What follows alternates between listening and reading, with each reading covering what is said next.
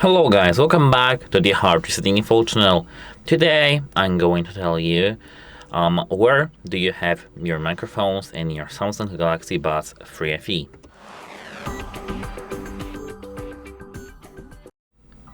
If you want to know how to clean your earbuds and where to clean them if you have no bad microphone quality, the first thing where you have to look is right there below this place for the pins.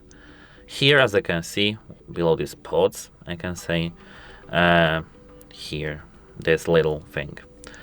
The same is right here. We do have these two thingies and this hole. This is our microphone that you can speak.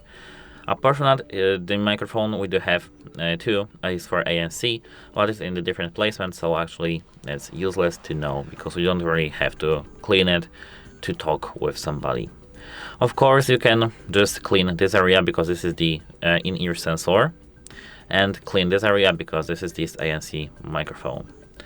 So yes, that's good to know. And that's it, hope it helps you, and goodbye.